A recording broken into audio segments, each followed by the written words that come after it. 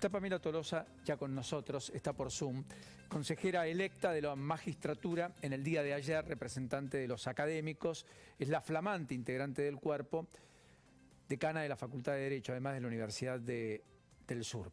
Fue electa además por 17 votos a favor, ninguno en contra, 6 abstenciones.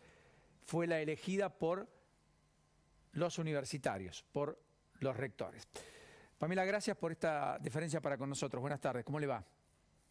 Muy buenas tardes, gracias por la invitación y le hago una aclaración. Sí. Si bien el Consejo Interuniversitario Nacional está compuesto por todos los rectores y rectoras del sistema universitario, quienes participaron en la elección en cumplimiento al reglamento que el SIN, el Consejo Interuniversitario, aprobó, fueron las facultades de Derecho. Correcto, bien vale la aclaración. Correcto, porque son el área específica de la cual se trata la materia, que es en este caso integrar el Consejo de la Magistratura. Bueno, llega a un órgano absolutamente convulsionado, no tengo que contárselo a usted por estas horas, que es casi el leading case, donde el gobierno dice que la Corte es un golpe institucional y donde la oposición acaba de decir que hay un desacato de parte de la presidenta del Senado y el presidente de la Cámara de Diputados en ni siquiera nombrar a los integrantes por la primera minoría para constituir lo que hay que constituir según lo que la Corte dejó firme a partir de ayer. ¿Me cuenta cómo está viendo todo? Es un momento claramente de complejidad institucional, donde creo que tenemos que ser muy prudentes. En el caso particular que me toca, que represento al Sistema Universitario Nacional, en realidad al estamento de los académicos, pero pertenezco al Sistema Universitario Nacional, creo que tenemos que especialmente mantener la calma, ser prudentes, respetar la libertad de expresión que debe respetarse en el marco de una democracia constitucional. Todos tienen derecho a expresar sus opiniones respecto de una decisión judicial, respecto de un fallo, pero es importante que más allá de eso nos comprometamos, quienes tenemos esta responsabilidad, a mantener la institucionalidad. Y en ese sentido me parece especialmente importante que tanto el Consejo Interuniversitario Nacional haya adoptado la postura de dar una señal clara, de respetar un fallo con autoridad de cosa juzgada y elegir al representante, la representante que en este caso me toca ocupar este lugar, va a ir a ese sitio. Del mismo modo lo hicieron los otros estamentos que debían hacerlo, como fue el caso de la representación de abogados y abogadas y la representación de jueces y juezas. En ese sentido, creo que fue una buena señal en cuanto a respetar la institucionalidad. La cuestión en relación al Poder Legislativo es una cuestión política que obviamente corresponde a esa esfera y hay que ser respetuosos de los tiempos. Está bien, pero usted acaba de decir que hay cosas juzgadas en el fallo de la Corte. Si hay cosas juzgadas, lo que hay que hacer es cumplir. Todos los estamentos cumplieron. Claramente, ¿por qué el Congreso no?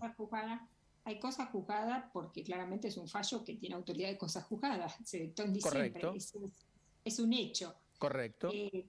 El Poder Legislativo tiene sus tiempos, tendrá sus realidades, es una cuestión política que excede a lo que le corresponde. Sí, pero la cuestión política caducó el día 16, cuando la Corte estableció como fecha máxima para o hacer una nueva ley o que se volvía a la composición previa a la ley que decretó como inconstitucional del 2006. Y es eso lo que debió ocurrir ayer. De hecho, usted fue la última electa del último estamento que quedaba por elegir representante y se suponía que la oposición ya lo hizo, el oficialismo iba a nombrar a sus delegados y así iban a estar los 20 miembros sentados para empezar a discutir las cosas importantes que todavía están pendientes, presupuesto, obras de infraestructura, juicios políticos que tienen que avanzar o no, nombramientos de jueces en juzgados vacantes que letargan la justicia. Da la impresión que no es la mejor señal. ¿No le parece? A ver, eso debería preguntarle al Poder Legislativo, ¿no? Está en discusión una ley, tiene media sanción, hay cuestiones políticas en discusión en el marco del Poder Legislativo que exceden a lo que corresponde a la función que debemos asumir en este momento quienes somos consejeros o consejeras electas. Creo que en el respeto de esa institucionalidad que le decía, tenemos que ser especialmente prudentes. En el caso que me toca, soy una de quienes va a cumplir una función en el Consejo de la Magistratura y son momentos en los cuales Me parece que la prudencia debe Bueno, reinar la calma. le acepto. ¿Cómo me define la justicia o el momento de la justicia en sentido amplio? ¿Qué se A le viene a ver, la mente cuando le hablo de la justicia?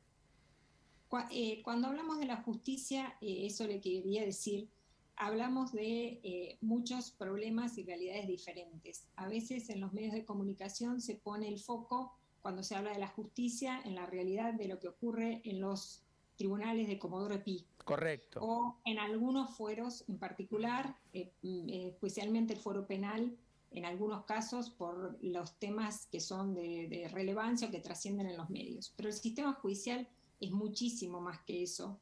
La justicia que resuelve problemas de ciudadanos y ciudadanas diariamente y que da respuestas o debe dar respuestas a problemas que tienen que ver con el derecho de familia, con adopciones, con el derecho de sucesión, con cuestiones comerciales, con conflictos entre un inquilino y un propietario y tantos otros que son realmente aspectos que afectan a la vida del ciudadano y ciudadana común todos los días y tienen una incidencia directa en nuestra calidad de vida y en nuestro funcionamiento como sociedad, va mucho más allá de lo que se suele poner en el debate cuando se habla de la justicia. Y ahí en ese marco creo que tenemos realidades muy heterogéneas. Una de las cuestiones importantes a tener en cuenta es que tenemos un sistema federal con una realidad muy heterogénea a lo largo del país. Cuando hablamos también de la justicia, no es lo mismo la justicia nacional, la justicia federal, que las justicias provinciales. Y ahí tenemos problemas y complejidades diferentes de acuerdo a la realidad de cada sistema. Me parece que el Consejo de la Magistratura debe claramente impulsar innovaciones en distintos temas. Por ejemplo, hay temas muy urgentes en los cuales el Consejo de la Magistratura ha tomado algunas medidas, pero que es necesario profundizar ese camino. Y pongo un ejemplo muy concreto, que es el de la paridad de género. Hoy tenemos, por ejemplo, en el mapa judicial del Poder Judicial Nacional, aproximadamente un poco más del 60% de mujeres que trabajan en el Poder Judicial Nacional. Pero cuando vamos a ver cargos de magistrados, vemos que aproximadamente estamos cerca de un 30% en primera instancia y en segunda instancia un poco más del 20%.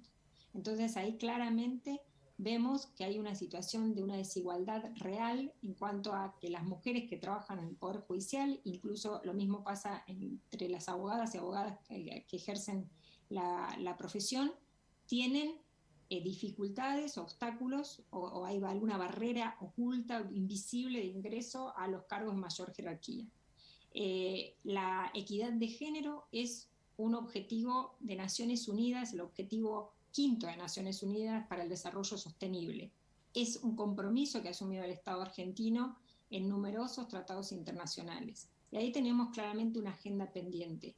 Hay que trabajar para tratar de derribar el famoso techo de cristal, para conocer las causas que hacen que en algunos foros particularmente pocas mujeres se presenten a concursar y se da un fenómeno que se estudia con el nombre de piso pegajoso, que hay cuestiones que tienen que ver con la organización familiar, con todavía la distribución de tareas de cuidado y de crianza de manera desigual entre las mujeres y los varones, por obstáculos que hacen que las mujeres por algún motivo tengan menos posibilidades reales al momento de acceder a cargos de mayor jerarquía. Ese es uno de los tantos temas en los cuales el Consejo de la Magistratura puede impulsar una política y acciones concretas que puedan tener repercusión en todo el Poder Judicial a lo largo y a lo ancho del país. Y hablando de inclusión, no perder de vista a las personas discapacitadas, no perder de vista a aquellos a los cuales pregonamos mucho por la inclusión, pero hacemos poco muchas veces, ¿no? La Corte, de hecho, no tenía ni siquiera acceso por rampa con discapacitados hace 20 años, ¿no? Por supuesto. Y Paulino, eso que dice es muy interesante, porque a veces cuando se habla de inclusión, como cuando se habla de perspectiva de género o paridad de género, pensamos solamente en las sentencias y miramos lo que dicen las sentencias. Pero cuando hablamos del sistema de impartir justicia, como usted bien dice, tenemos que ir más allá de eso. Tenemos que ir a ver qué hace el Poder Judicial para garantizar el acceso real, como usted ponía el ejemplo de las rampas. Ese es un ejemplo muy concreto de que no basta con mirar qué dice la sentencia. Hay que mirar todo el servicio de justicia y todas las decisiones que se toman dentro de la esfera del Poder Judicial. ¿Conoce a los miembros del máximo tribunal de la Corte? Sí, los conozco. ¿A qué se refiere? ¿Si tengo un conocimiento personal o trato personal Sí, con sí, si algunos de ellos? tiene cierta asiduidad, si ha establecido relaciones con ellos, Por etcétera. supuesto, porque usted no se olvide que vengo de la academia. Tengo un trato y una relación académica de muchos años con el doctor Ricardo Lorenzetti por el trabajo en el que me desempeño y también con el doctor Carlos Rosenkrantz. Compartimos, de hecho, espacios académicos en más de una oportunidad. En los dos casos, en ambos casos, antes de que fueran ministros de la Corte, los Ujú. dos. Por último, ¿cree que hay un eventual conflicto de poderes hoy entre la Corte y el Poder Legislativo? No sé si estrictamente podríamos hablar de un conflicto de poderes. Creo que sí hay una situación de tensión y de complejidad institucional por un hecho puntual que se presentó ahora con esta cuestión del Consejo de la Magistratura. Probablemente haya otros hechos que aumenten esa tensión, pero me parece que es un poco exagerado estrictamente hablar de un conflicto de poderes hoy, que haya un conflicto puntual y una tensión en un tema particular, no significa que eso vaya necesariamente a escalar. Apelemos a la responsabilidad institucional de todas las personas implicadas y a que tengamos una solución razonable para el bien del país, ¿no? Y de las instituciones, por supuesto. Pamela Tolosa, gracias por esta delicadeza para con nosotros en un día tan particular, después de la elección ayer como integrante del Consejo de la Magistratura por el ámbito académico. Le mando un abrazo. Muchas gracias a ustedes. Un gusto.